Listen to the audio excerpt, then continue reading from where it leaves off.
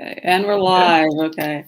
Thank you so much to everyone's here in the comments, chatting it up. I'm very excited to have a guest with me today, Nicole Glover, author of the wonderful historical fantasy murder mystery, The Conductors. And for those who don't know, I was going to read from her bio and then read the synopsis for The Conductors. Because I don't know why you wouldn't be familiar with it, because it is so good and so amazing.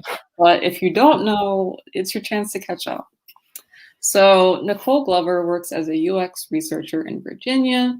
She believes that libraries are magical places and that problems seem smaller with a cup of tea in hand. Her life outside of books includes bicycles, video games, and baking the perfect banana bread, and The Conductors is her debut novel. Is there anything you'd like to add to that? It pretty much covers the basics. Yeah, now for the Conductor's synopsis. As a conductor on the Underground Railroad, Hetty Rhodes helped usher dozens of people north with her wits and magic. Now that the Civil War is over, Hetty and her husband Benji have settled in Philadelphia, solving murders and mysteries that the white authorities won't touch. When they find one of their friends slain in an alley, Hetty and Benji bury the body and set off to find answers. But the secrets and intricate lies of the elites of Black Philadelphia only serve to dredge up more questions. To solve this mystery, they'll have to face ugly truths all around them, including the ones about each other. So, yes. So I thought we'd just kind of get started by talking a little bit of like how you even got into writing. So, like, what was the writing journey like for you? And what draws you to writing the genres that you do, like historical, fantasy, mystery? Okay. I guess to start with my writing journey, it's a lifelong thing. I've always wrote as a kid. I started writing really young, like first the little stories that your parents make you do while they keep you busy. Then eventually, I just started writing for fun. My dad gave me his old computer when I was, I guess fifth grade-ish or so, and we had dial-up internet back then, so it wasn't much I could do with it. So I just I used other than playing computer games, I wrote little stories. They're like one-page chapters and stuff like that. A little intricate, nothing too fancy, just like kind of, just like little. They were actually mysteries too. Like this, just being drawing things that I was interested in about writing, and just something to amuse myself. And as I got older, I just started thinking of like bigger fantasy worlds to write about. So I think because kind of middle school, I got more into fantasy, and that started influencing my writing to add these little magical elements to it. 'Cause I always like magic and stories, and so that's kind of from there. I think I got serious about actually being published. And like in high school, even though I always had an idea as a kid, I wanted to be a published author. I always saw it. I saw the books in libraries, like, and I want to be that. And I got serious about it, like in high school and college, and just started, making stories for different things. And I wrote a couple books before I got The Conductors picked up by my agent. One of them was like a steampunk novel, like back when steampunk was a big deal. And a lot of the research and kind of stuff got me into the writing Conductors, because I did a lot of research into parts of parts of Africa, like western and eastern parts of Africa, and did a lot of research in there. I made my own maps and figuring out like in a fake secondary world with like based on historical stuff. And it got me in the mode. So when I switched to doing like historical fantasy, I was kind of in the mode to do that. And there's this always wrote things that interested me, like whether it's superheroes or like retelling the fairy tales and all this kind of stuff. And I think my journey was like that too. I think and as for like things that drove me into writing The Conductors, I always, like I mentioned, I was a big reader. A lot of fantasy books. I read a lot of history books as a kid. Somehow those little American Girl books, with Dear America journal books. I read a bunch of those as a kid because I was drawn to history, I guess, because I like learning things and like learning about history parts. So it's interesting. And also, I grew up in Virginia, so history is like a big deal here. Like you go to all of the major cities around, like some historical things. So I'm used to like learning about history things and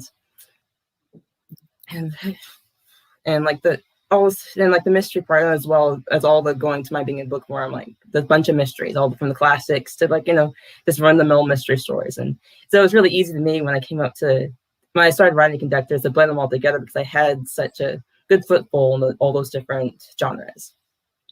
A purely selfish question. Do you think the steampunk is ever gonna, see the light of day, or is it I don't. kind of It's funny. I think I ended up like cannibalizing parts of it, like a lot of because I had really good characters in mind for it, but not the plot itself was kind of loose. It's more like it went from adventure to like exploring inventions, and there's some aspects of it I think ended up in the Conductors and some other stories that are in the back of my mind. And I might one day do something with it. It's a time it was in the period of time I was in life. It was from college and afterwards. It was just for me something for me to play around with and get a feel of what I'm doing with. And I guess it also was a point to me to realize that while I have good characters and a good setting and a good idea of the world building, but I didn't have much of a plot because it kept changing. I have on my computer file, I have like maybe 12 different iterations of this story. Oh, wow. Because I went from thinking I couldn't settle what scope I wanted to be, and that's when I just kind of had to put it aside, and that's part of how Conductors came about. I put that project aside to work on something new because it wasn't really jiving where I wanted to go. So, but yeah, maybe one day it'll turn up in a different version. But I always play around with different ideas, and so I can turn. That's the beauty with writing. I can just transform something else later on. Yeah, true. So I'll keep an eye out on the off chance it turns out. So one of the things that I really loved about the Conductors was the magic system. In the story, the main characters practice celestial magic, which can take a lot of different forms depending on who's doing it. I think over the course of the book, we see people who work it into sewing, foraging, woodworking, botany. I think at one point there are enchanted weapons. And I was curious, if you had celestial magic, how would it manifest for you? I probably wouldn't do anything like crafts wise with it. To be honest, I'm not that crafty. Though of course, it could inspire me to be more crafty. I think drawings. I always like to draw on the side, so maybe that, or even like since I always draw maps for my stories. Just drawing maps basically might be a skill. I don't know, but it could be anything. I view the magic as it's a skill, like an art skill, so you can kind of blend it whatever you find interest in. But I might just be like the run of the mill. I don't do it. I don't really attach it to the different crafts. So I'm just kind of just doing the magic system itself. So who knows? I mean, it could. Maybe of course, if I had magic, I might be more inspired to do certain things. It's hard to say. Hard to know until you've given it a whirl. So it talks a little bit about research and your writing process in general. And The Conductors is based in historical Philadelphia, like Reconstruction era Philadelphia. And I was curious, why did you pick that setting? And like, how much research did you have to do before you felt like comfortable writing in that location? I picked Philadelphia because there's a lot of different reasons. One, the big one, so a lot of my research led me to Philadelphia. There's a lot of things moved throughout Philadelphia that time period. It had the largest one of the largest free black populations at that time period before the Civil War.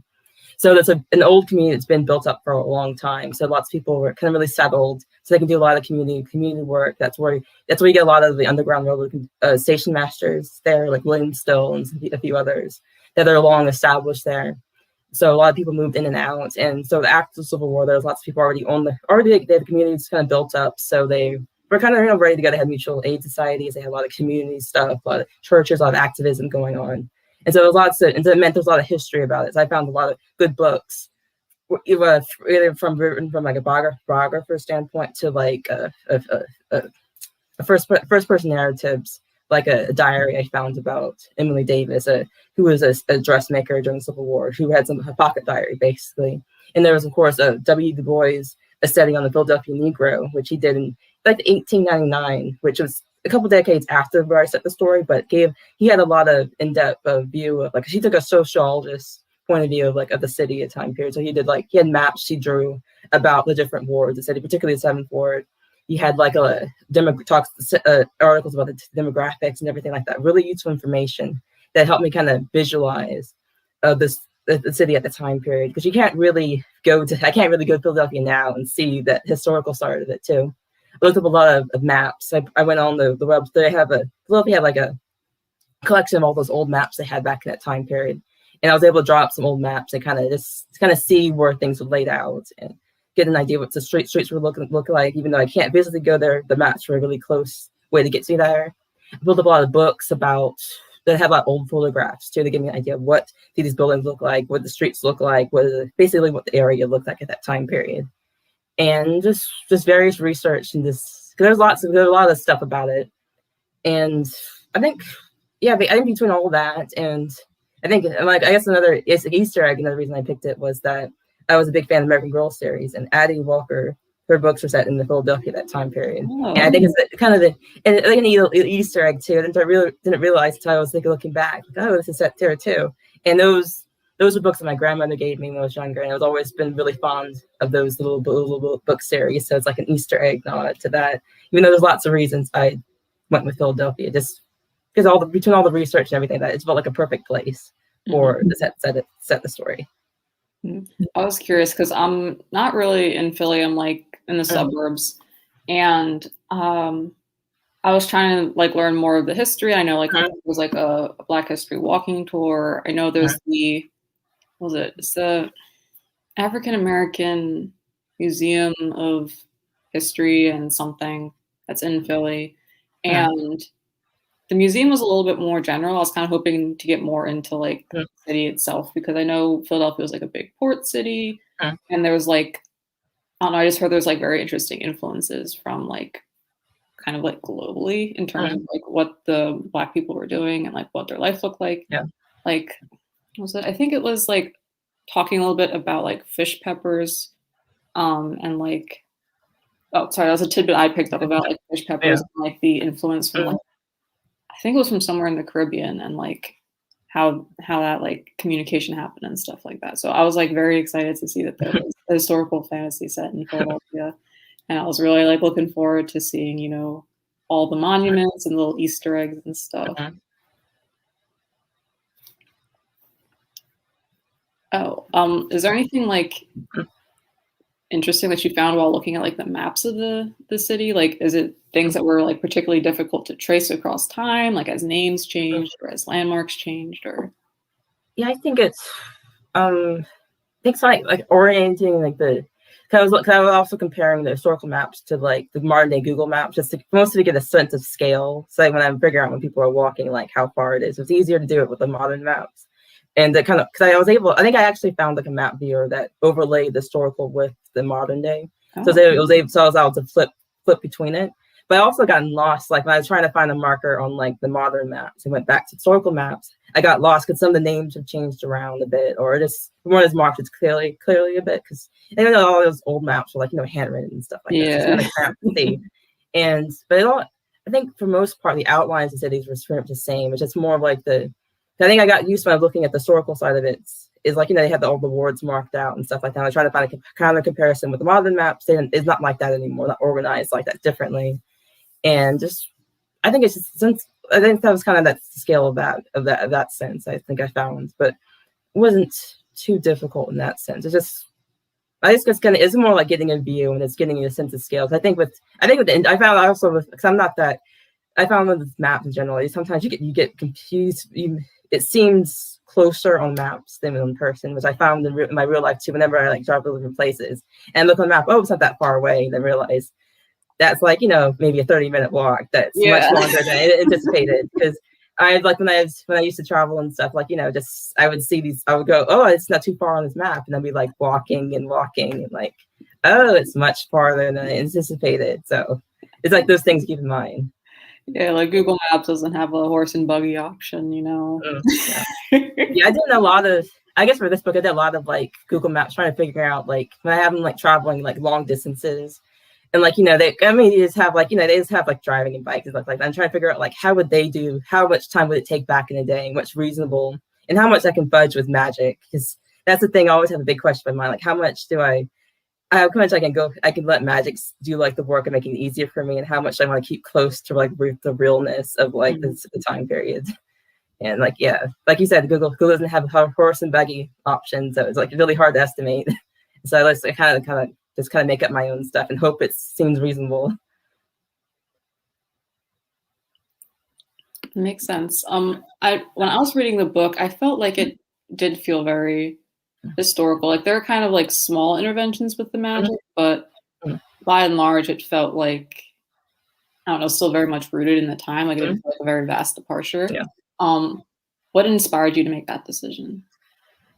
That that's it was me deciding like what I wanted to tell with the story. If I wanted to explore the history, and how much I wanted to have a secondary role, because that was the hard line I had to make when I was like I was really getting serious. This is the story I wanted to tell. Like, because it makes a big difference how much if I made it historical fiction versus I just make it a secondary role and just have all the everything else, but it's nothing rooted into the history and just just the magic part of it. And I think my decision was, I'm always interested in history, and I would like to explore in the history of it. I like kind of sharing information like that, and that kind of drove me to kind of do that, in a sense. I think also because I found, as when I was messing with the steampunk novel too, I wasn't, even though it was kind of a secondary world, I guess part of it I didn't get comfortable with it because it wasn't things I was familiar with, or didn't have a personal attachment to it. And I think because drawing on history was really interesting to me, it kind of inspired me to moving more into like, let's do this. Let's really make this historical. Let's make it clear that it's historical. Make sure I tie as much as history as possible, but leave me room to play around with the fantasy side of it, things. And I think because it's an important choice I had to make with the story. Because after that, because that's like that kind of other than that, it's just, I could go in. It's an important thing. It kind of sets the tone of what I want to do with the book and how the book the form of the book takes place mostly. And yeah, I mean, it definitely did get me very interested. Like there's things I was looking up, like I think I learned this in history class. Like, is this actually like true? Like, am I remembering this correctly? Yeah. And yeah, I think historical fantasy can be like a really great way to get people interested in history and learning more and just doing the little like lookups and fact checking and all that. So we've talked a bit about the setting, and I kind of want to talk about the characters too. Okay. I really did love Hetty as a protagonist. I don't know why. She's just she's just very brash. She's very outspoken. She's very assertive. I don't know. I could just say a lot of things about Hetty. Yeah. I just feel like she's a lot of fun. And I was curious. She starts out saying that she's married her husband Benji for convenience, but over the story, their relationship starts to like morph and change. They question some things.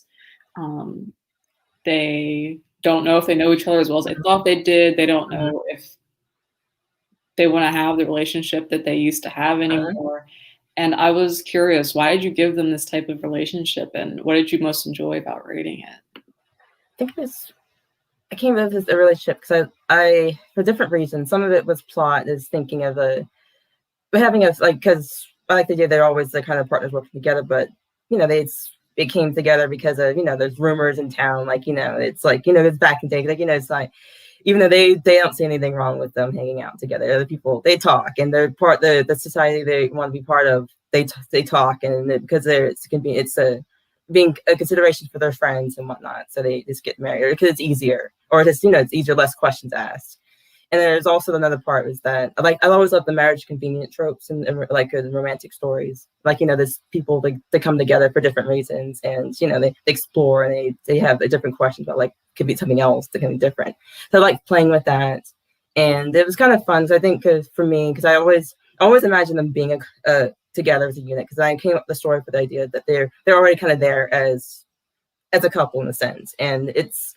I guess I've always seen all these stories, like you have the pairs like these that they come together eventually at the end of the story, and like that's it. It's like it's more interesting to me, like that there's a story as of them being working together as a pair, as a couple of partners and whatnot. And so I liked playing around with the idea with them, their partnership. And I guess I don't know if it's cheating in some way, still having them being always already established, but still having a romantic story involved in there anyway. It's like a cake and eat it, I guess, so to speak. But it was fun for me to kind of explore the idea of like what of the people that have a really good relationship, thinking it's good, and deciding that maybe they want something a little bit different. It's Amy's equal, maybe it's a bit better, maybe it's a bit worse. It's just, I like exploring that. And it also came alongside with the idea that the murder of their friend like appealed so many things in their lives. that why not the relationship be one of the other things they have start to question and start to like think about differently, because it's the reason the book is set like a few years after Civil War, because it gives them time to get settled into new lives and figure out this is a spot where they want to be in, or they feel like stuck and or still like stuck, or they want to start thinking about the future and things they would like to change. All those things. So it's kind of the way to tie like a kind of a personal subplot with the overarching some of the themes I wanted to touch in within the story in general. Yeah, that's all very interesting. I don't know. I was just thinking about the time period, and it was something that really stood out to me, like the consequences of having characters who are like, they were enslaved for most of their lives at this point. And they've really only been like free people for like 3 or so years, give or take. And I think something that struck me was like just like the overarching like effects on like their relationships and how they build community. And in particular, there's a line, kind of all the characters have some sort of storyline about families. And this was one of the things I appreciated about the research, because I didn't know a whole lot about the Freedmen's Bureau and their role in sort of helping people who are recently freed to, I guess, adjust to new life, to try and reunite people as well. One of their roles was trying to reunite families. And that was something that I did more digging on after I read it. And I was struck by how different everyone's relationship with a family left behind is. Like, some people miss them. Some people have kind of made their peace with it. They've let go. Some people like very actively don't want anything to do with people from their past. And I was wondering why you thought it was important to include like all these storylines, and like, I guess what you were thinking about as you wrote it. Yeah, all those stories existed in history. And in my research, I came across all the different types of relationships with people, because in many ways throughout the period of enslavement, when someone was sold away, when someone's gone, it's basically like they're dead, because there's no way to contact, there's no easy way to get reunited, there's no hope that reuniting would be really easy. And in the stories, people trying to, after the war was over, that they didn't have internet. They didn't have internet back then, so it's really hard to find someone, especially after years have gone past. Because I found across all this research of articles of people of looking like decades after they've been torn away from each other and trying to reunite. And there's lots of stories of people who are they desperately trying to find their mother who they hadn't seen in about 15 years or more. And there's also lots of stories of people who basically they're dead, that's moving on in life, even though they probably still are alive. This happened particularly a lot with couples. A lot of the couples that were together and during the period of enslavement, and after they got separated, sold away, and afterwards are like new families, the sort of thing, and they kind of moved on. In a sense, it's because everyone has different reactions. How that's, I guess, in some ways, maybe it might have been the coping method for some people how to deal with, because they want to forget about the past, move on to the future, the present now. But other people, especially, they have a really sincere attachment to the children, to sisters, siblings, and parents and whatnot. They want to reunite and get back together. And I think one of the things that kind of inspired me to dive into all the different stories is I remember coming across like newspaper ads about people just going in length, talking about all the details I could remember about the people and trying to put out the world. And it's like, oh, this basically the hope of this off chance of it, just finding it, getting the right people to make that connection. And I guess it's also, and also I guess ties to my thing. I guess my deal is a theme that came up across was like families, and it's whether it's biological families, the found families, and people build the communities, and which is like a theme that kind of grew as I wrote the story of all those things that interested me to talk about. So. And I made sure I could tell the story. I guess the way I wanted to show as much of the aftermath of the life, and this basically the life of people who rebuilding themselves after that period of Reconstruction era, because it's all very important parts of how people kind of built the community afterwards. So it kind of leads forward into our now, basically. Kind of touching back on research. Now we talk about this a little, but like, I guess in my head, when I was thinking of research, I was mostly thinking of like, I guess like books and like maybe like narratives from like people who had been alive, and I hadn't really considered like newspaper articles and stuff like that. I guess how did you like what's the practicalities of like getting access to like old newspapers and like go have a library card, basically.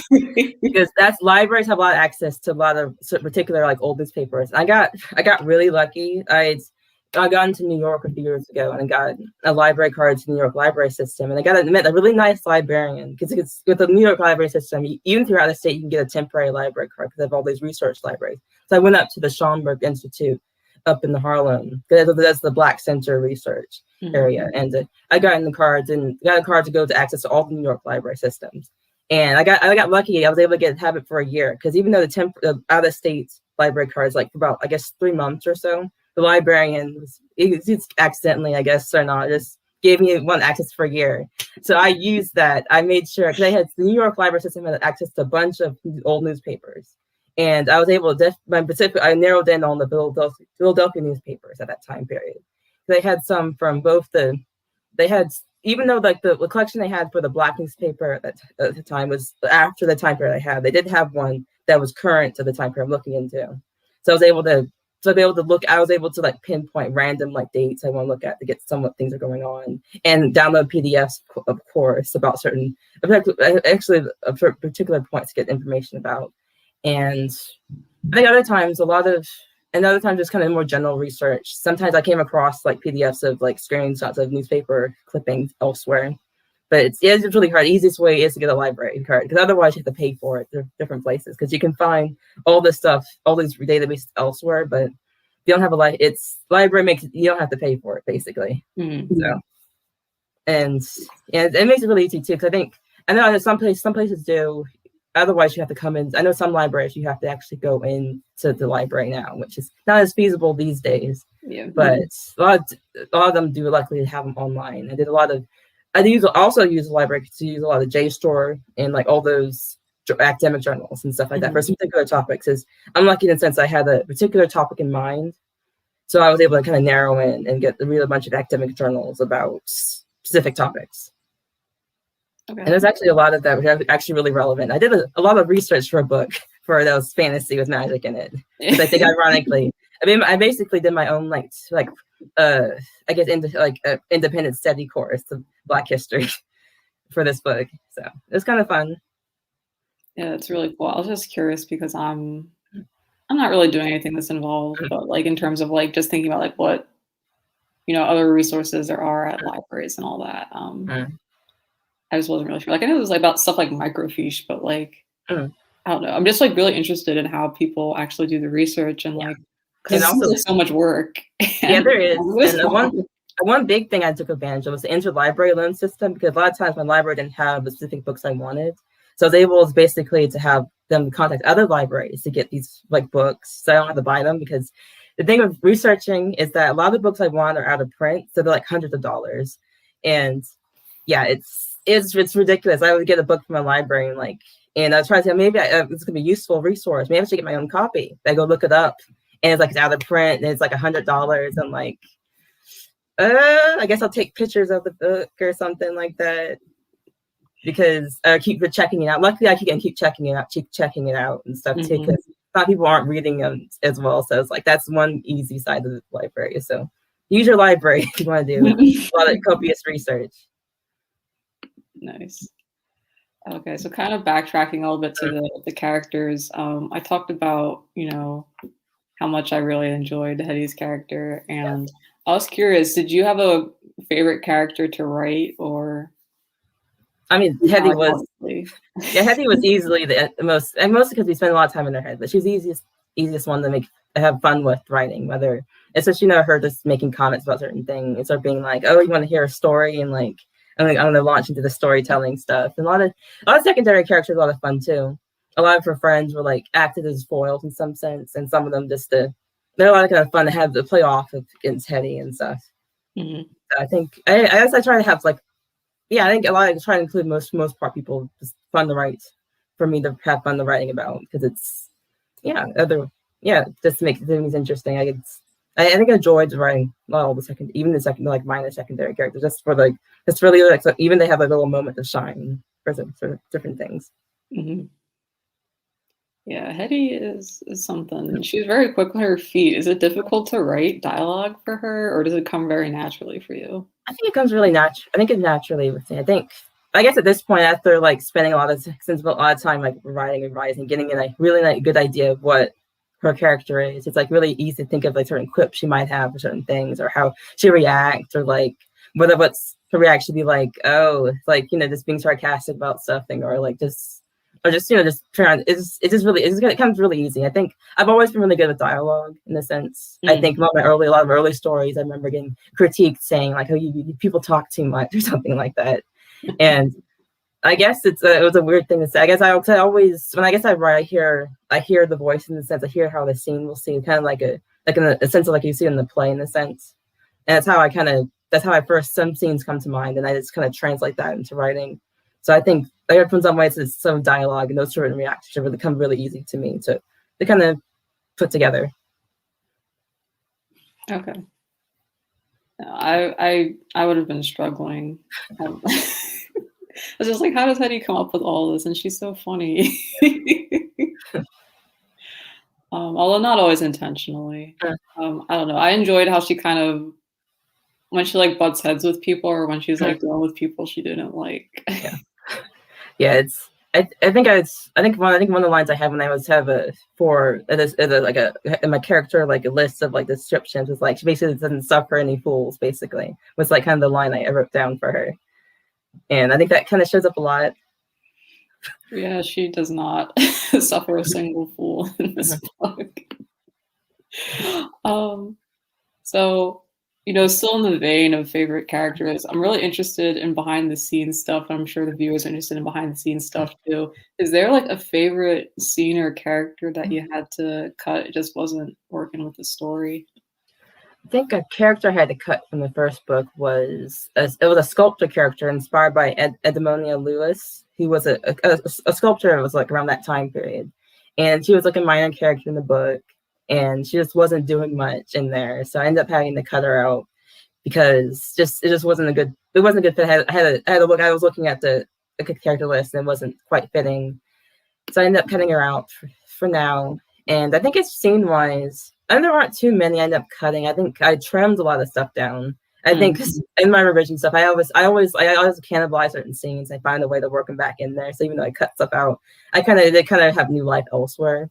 But a lot of stuff I did trim down. A lot of it was being certain things like just cutting out certain like dialogue because it to better fit certain characters, or just clipping certain things that I guess taking away. I think I had a whole little bit about Hetty being tone deaf and having it like Benji had a little scene about like Benji basically learning piano just to figure out if she really tone deaf or not, because she was like, I can't understand these notes, and he basically learns piano to you know, help her figure out if she really is tone deaf or not. I end up cutting that out because I think because I had some established in piano playing differently. It just didn't quite fit. Like little things like that, just kind of flesh out little quirks. And I know I changed around certain scenes. Like I have various interludes and that kind of hint at their past. And I think the final one I had on there, I changed around a bit because I think that it was originally going to be like their first like kind of case that gets them started in mystery solving. But I felt that one was kind of echoing things that you can already know as a reader throughout the book, like certain details. So it wasn't really as necessary as the one I went with in the end. But that was more like an indulgence in me just kind of fleshing out like certain things, sticking what they had hinted at and just kind of turning it as in a full-fledged kind of scene, and just like getting an early hints of like establishing what they were doing. But I felt at this point at the book, people already kind of knew it was, so took it out for being redundant and replaced it with something I thought was a little bit better. So we said favorites. Was there any characters that you can't stand? Anytime you have to write about them, you're like, this one, back again. I don't know if it's not really. I don't know. I don't have least favorites. I guess it's. I don't know. I know some characters it's made. I kind of hint that's Hetty's least favorite to be about. Like I think it's kind of it's a little joke I have. It's like one of her friends' husbands is like it's basically her least favorite person because they're similar and opposite in the same direction. Like he's more pragmatic and practical, and she's like not, and so they butt heads most because of that. And it's her opinions, his flavor, even though it's not like really antagonistic to each other. It's more like just kind of butting heads a certain thing. And then I guess a lot of her, yeah, I think for me, it's fun writing different characters, mostly because I like the reactions of her, how Hetty responds to different characters different ways. So I guess it's not, none of them are not really least favorites and stuff like that. I guess I always say I really write. I don't really write any least favorite things in there because I always like to write things I like to write about in a sense. And at least when it comes to like characters and like particular scenes and stuff. So if that makes sense. Yeah. So I've been putting some of the historical figures you were mentioning like in the chat for people who want to look them up. And I was, obviously you very much love history. Was there like a character, or not a character, like a person in history that you're like, oh, I really want them in this book, or there's someone who really inspired you that you made a character sort of after them in this book? I think I tried not to. I have a weird thing about historical figures. I don't want to mess with real people too much. So I think I took a lot of inspiration from different characters. A lot of the characters were kind of being inspired by some real people and being like, I'll take aspects of these into certain characters. Like Benji, for example, was partly inspired like Benjamin Bankier, even though he was 18th century, he's like basically a Renaissance man of his time period. He'd like, as a farmer, he invented like clocks and stuff like that. He was helped with the survey in DC in a sense, and all around like brilliant person. That's why it's like mostly like his namesake for that. And things are interesting like that, and as well as like other important people that were this, or like just whether I think one of the other one of her friends is an artist, and there was a lot of female artists at that time period. So I took those aspects of that as there was a lot of teachers popped up in my research, so I made sure that I had some teachers in the cast, because that was a big thing people did. As for Hetty herself, she was a mix of, like different dressmakers, from like kind of this general to like more specific ones, like Elizabeth Kelkley, who was a dressmaker, like for Mrs. Lincoln, I think, and Mrs. Davis too during that time period, as well as other things like like spies like Mary Bowser and stuff like that. And Hetty's name, of course, is like a gentle nod to Harriet Tubman, because Henriette is a version of Harriet. I of course had to do like a gentle nod like that. And it's like different characters. It's just traits and just things interesting they did. It's kind of worked my way in secondary cast, even though no one's like directly inspired by certain people.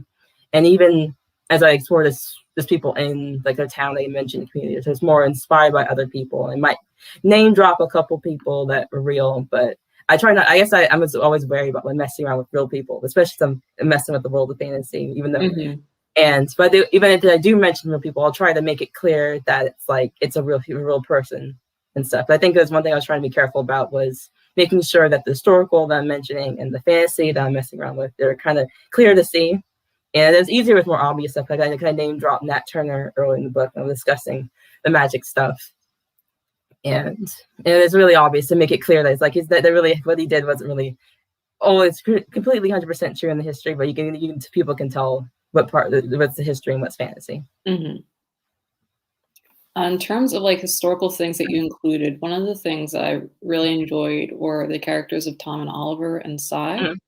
And I was curious because I know people have talked about sort of like the difficulty of finding like historical sources on like certain types of queer people. And so I was curious, what was the research process like? How did you, for those who don't know, Tom and Oliver are two men who are a couple in this book, and Cy is we'd probably consider him a trans man today. They didn't have that language, so he's just like, I'm me. And I was wondering, what was the process for how you're going to include those characters, how you're going to research like what that looked like in the time, like, because words have changed so much, how we talk about it has changed so much. What was that like? On one level, just me including characters in there just as characters themselves. I think as I was thinking of filling out the cast, it just felt, I guess it kind of came to me as naturally as these are the characters that they're a part of Hetty and Benji's circle of friends. So that in that one level, I just kind of treated them as level as characters.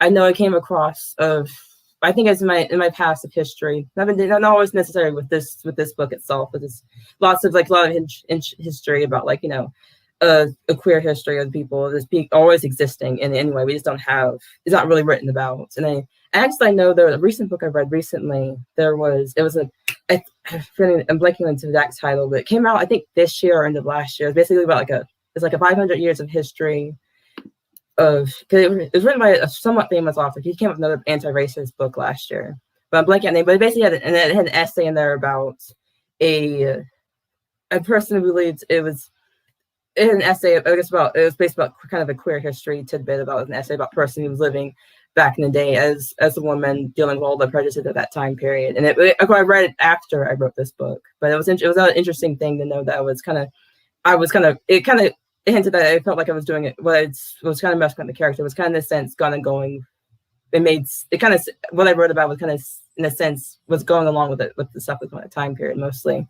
But I think from what I can tell, it's I think more of what we have today of the rules and all the laws and the more prejudice, more overt than back in the day. I think, I don't know, I guess it's more of a quietly accepted, but it's, as being someone not in part of this community, I think it's more important just having the characters in there as just portraying as characters. And I wanted to evoke that the world, at least the characters live in there, is more diverse, and and the old people. I mean, these people existed. We just don't have. They just not really just shown off in the media. And and it was important to me to have these kind of characters in there. And like I said, they've kind of appeared as these characters anyway. And the audience was important to have, I think, I think also another note with Psy in particular. I remember reading some chatter on the internet talking about there was a soldier, I think it was a Canadian army, but there was a misgendering of this particular person about this time. I was chatting on the internet about because it was one of those stories like, you know, you have a young girl going into army decides to have a boy, and is saying that perhaps maybe this person lived as a man the rest of their lives, and this. And it got me thinking, what if, I always remember all these stories about, this, it's a common trope in a lot of stories about girl running away to be going soldier, man. And I was thinking, what if this person, through this disguise, realizes that this is who they really are all at the same time. And so it's like, this felt like a perfect fit for this character, and another way just incorporate another story in there. And this felt right. So I guess I can't say anything more complex than that. It just felt like these characters kind of felt kind of right. Like in the sense that Oliver always had and the Thomas were always kind of working as a kind of couple, and that they're the contrast couple to the Hetty and Benji, and in the sense that when there's various conversations about the relationships, that they were often the contrast couple because of just different points of between there being friendships and just comparing contrast and certain things like that. So yeah, I can't say much more than that. It just felt like these characters just this fit for me. It kind of came together the way I wanted to, and it just worked with it. Yeah, it's something I really appreciate in historical fantasy when people, even if it's not the main narrative, talking about how that has looked historically, because it's not something I really ever learned about in primary school. I don't know if I learned about it until college, and it was kind of like an elective. It's not really talked about at all. You have to go out and do your own research in a sense, and like I said, it's not mainstream history. You gotta go find stuff. It's like a lot of things I found with history is it's filtered in certain ways. So you gotta check who's writing it, who's reporting it, who's publishing it, and get its cross-check as many things as possible just to see what's really true. And it's like, I guess even now I'm still digging up new stuff that they kind of just change certain things just because there's so much out there you just don't know. Yeah. And that's a tricky balance with writing anything historical fiction, is that what we know as history and what really was is totally different in a sense. So it's kind of that's why it makes the fictional part. It's it's more of the balance of how much do you emulate history, how much do you get close to it, and how much facts do you sneak in there, and also being wearing because you're being seen as a certain voice for this historical time period, all those different things. So yeah, it's just really interesting, from the perspective of being out of school now, how you're taught things about oh, this is how we know this, or just what's included, and you get out of school and you're all this is so up in the air, all this is contested, how we know it is so tenuous, and so that's why I'm just really interested in the research process and all these things, and how people include elements in historical fantasy to get people asking these questions and get people to do more research. So it's something I appreciate about this book a lot. Random question: was the history book that you mentioned about queer history, Black on Both Sides by C. Riley Snorton? That was the only one I could think of off the top of my head. No, it was an essay. I think it was like 500. It was 400 years. I can't remember. It was 400 years of like history or something like that. And it came out recently. It was basically like an essay for certain periods from 1619 to present, just different essays. There's a bunch of, I can't remember the rest of the time. I read recently, but I'm just blanking at the moment. Yeah, that's okay. But it was one of the essays that came in the time period. I think I got it from the library. People on the whole had other books on reading it too. And so I basically skimmed through the time periods that I was most interested in. And that was one of the essays that was in that time frame. And I thought that was really cool. It was really interesting that that it was included in there, and that it was all the details they had in there was interesting. And I've been meaning to get it back, but I had other things I played at the moment to get it back to go read the rest of it, because I guess it's throughout writing this book, I did like basically been doing a Black History course myself as all the different time periods. I think because I guess being in like an overachiever sense, I went just outside because I had to research all. That's not just the time period I'm looking into. I look at all around it too, because I think I did a lot of research going further back past earlier before in the time period I wrote the book, because all the stuff in the past builds on whatever current moment I'm writing about. I wish I could pull the title out of my head. It's not coming to me right at the moment. I'll probably try and do some Googles and see if I can find it. Yeah, it's famous. I know it's one that he had put out. I know it's one of the editors on the book was the guy who did the anti-racist baby book. Oh, 1 second. Let me just. I can't, and it's because that's what I remember, because that was one of the names I don't remember. Okay, Ibram X. Kendi. Yeah, he edited this book, and I can't remember. It's 400. I think it's 400 years of history, something. And I can't remember if it's this year or end of last year it came out, but I know it's fairly recent. But there's a bunch of essays in this book.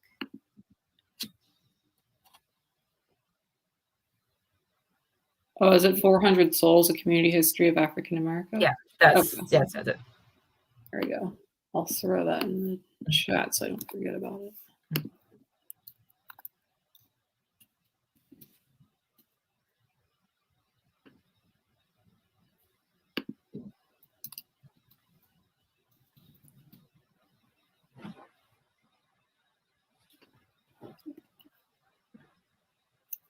Okay, so we've talked a little bit about, how once you put something down, like writing-wise, it's never really done. It kind of comes back later. And I was surprised and excited to hear that, the next book in the series is already coming down the line. It's published in like October or November of this year. Yes, they're scheduled for November. So yeah, it's kind of exciting of it. It is very exciting, super exciting. And I was just wanted to ask. Sorry, I was really loud, but I wanted to ask, how did you swing that? Because I feel like for a lot of fantasies, it's usually like at least a year in between books, and the Conductors just came out like a month ago or so. Well, when the publisher bought the book, they bought 2 books at the same time. So I kind of was going in knowing there's going to be another book. And between the scheduling of what happened last year, because my book got pushed back to this year, so that artificially changes the timeline. Since even though I had the same amount of time, it basically shortens the time period. And I think the publisher was like the idea of having both books at the same time, the same year. It's nice because people like when books to come out pretty close together than waiting a year or so. And so that's one of the things. It's ironically, the date for the second book is pretty close to what the first book would have been if it wasn't pushed back. It's the same time period. And I'm actually in the middle of editing, starting the editing process of it right now, the second book. So it's really eerie in a sense, because I have the same kind of writing deadlines I did last year with the first book. So it's I had deja vu. People are saying 2020 I had deja vu. I was really having a serious deja vu when my editor sent me the production schedule. It was due dates or really something that was last year. It was I really am reliving this year over again. But it's exciting. I think with the sense that knowing off the bat there's going to be 2 books. When I was editing the first book, I was able to cut out. When I was editing, I was cut out stuff that could save the second book more or less. There are certain certain plot lines or certain characters, certain things that was interesting that I wanted to put in the first book ended up being moved to the second book because to give more space to both ideas, and that was kind of helpful and it allowed me to kind of tie connections, also hints at things that would appear up in the second book that already are there in the first book in a sense, and it's also really close in mind, so I can kind of it's since the books are kind of close to mine, I can kind of as I edit between them. So I think I did stuff that happened last year. I think I wrote second book draft, turned that in, went back and did all the final polishing for the first book, and so I was able to move. I guess keep all ideas kind of pretty close together. And even though the books they're both standalone mysteries themselves. They're not it's not like a serialized in the sense that they have to be followed. It's the best things. I mentioned certain things second book that's happened in the first book, but it's kind of its own little unit and stuff. And so that made it easier for like writing my second book. And it was really funny because I think initially when the publisher told me there's going to be 2 books, I was like, first, because Conductors just 1 book. And I was like, at first I was like, I had no plans for second book. So I was panicking, like, I don't know what I'm going to do for second book. But like I said, through my editing for the first book, I came up with ideas. And like the second book kind of came together. I was like, oh, I can do this. And not only that, I had a bunch of ideas afterward for other stuff. So yeah, it's been interesting and doing certain things. And I think the hardest part with second book was that I was following on the heels of of the polishing the first book. So at first when I was drafting the second book, it was more like, this is like terrible because it's all rough to compare to the nice fancy first book and have these doubts of like, because I think with the second book is like where you show off and you can do the hat trick again, as I call it. Like, you basically pull off everything off again, but also with less time. Because I think for the first book I had the luxury of several years leading up to it, not just for me just coming up with the idea, but luxuriously polishing and revising. It's revising it before, I got into getting the process of getting published for a second book. I was still in a time and sense, but not as much I had the first book. And I guess also the pressure of like, because of this, that's how I'm basically having a follow-up that's equal or better and whatnot in that sense. So yeah, it's interesting all around. Are there any tidbits you could tell us about the next book, or all notes in the synopsis? I mean, it's kind of weird because I think it's because the first book just came out. I don't want to feel like explaining too much, even though I do. One of the things I got in the second book was one of the little plot lines I put in there is we're talking about the fire companies that were in Philadelphia at that time period. Like there's volunteer fire companies that were basically unregulated people who went around that sometimes things burned, but they didn't. And they had a lot of interesting racial conflicts in a sense, because some of them were run by companies that were kind of antagonistic to the Black community and whatnot. And I think eventually, by the time the book set, the city has came up with their own fire companies too, but the volunteer ones are still around. And I kind of take a fictional approach with it and involve with the magic elements and stuff as anything else they take with it first. I always add a certain magical element stuff. And I guess there's more time seeing more of what I call like the magic rights movement in the book that maybe have some parallels to real life stuff, but also gets a unique thing with the story itself. And yeah, that's one of the many little plot lines are in the book and stuff. But it's basically another adventure, another fun stuff to explore with the characters. And so basically everyone's there. Some people get more screen time in a sense. And yeah.